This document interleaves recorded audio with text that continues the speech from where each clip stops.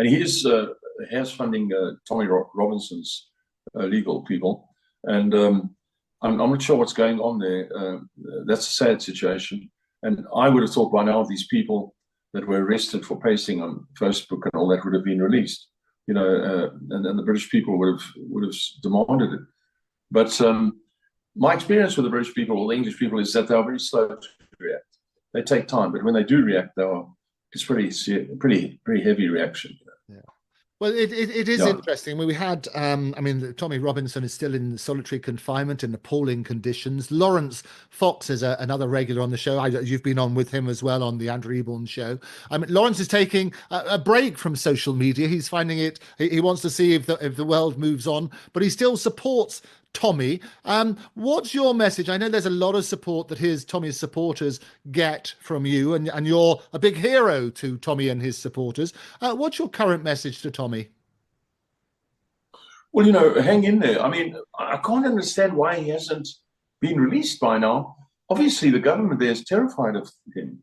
So, he's far more the man I'd like in the trenches with me, I'd very happily have him in the trench with me, Very happily have him.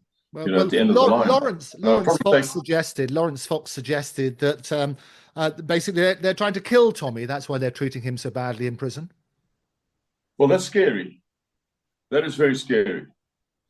And if that happens, well, that mustn't happen. But that's murder. That's state murder.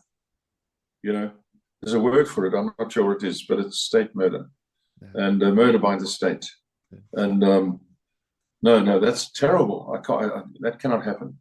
Yeah, and I think whatever people's views on Tommy as a person, or his views which he's expressed publicly or otherwise, sometimes misrepresented, the bottom line is everybody's entitled to be treated humanely. Yes.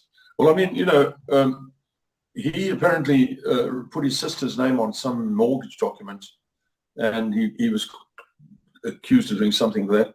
We've all done something like that at some stage or other, I guess. We've all done something, especially when we're young, to try and avoid something, some fee or something, I don't know, whatever. And he was given 18 months for not pitching up, they'd tell him, the third time or something, for a court hearing, Yeah, we've touched on this before, contempt of court and possibly interfering with a rape trial. The problem is the punishment and whether that fits the crime. So without going into the rights or wrongs of it, ridiculous. Solitary confinement for 18 months is not right, is it? Well, yes, let's assume your son took your car, your teenager son took your car, and he may even be old enough to have a license, but he hasn't got one, assuming he's not, or maybe he's not old enough. But let's say he takes your car, he smashes it up, he gets drunk, he smashes it up. Someone gets injured, you bring him home, you dig a hole in the yard, and you take some corrugated iron, and you line this hole with corrugated iron and put a lid over it with hinges, and you put him in there.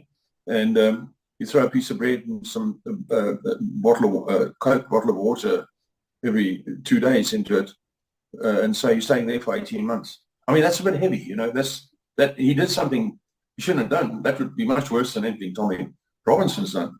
But even so, you wouldn't do that, you wouldn't find out that your son got a traffic fine and he didn't pitch up at court.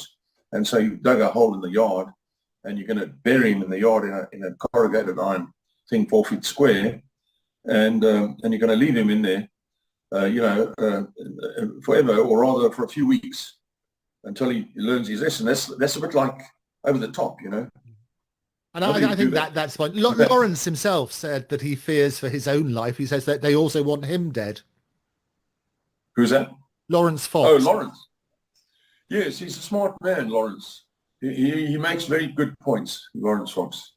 Yeah, well, and as you say, you've shared the same program. We've had him on the Andrew show with you as well. I know you got on and had a very intelligent conversation. That's what I say. You don't have to agree on everything, but talk about things in a civilized way.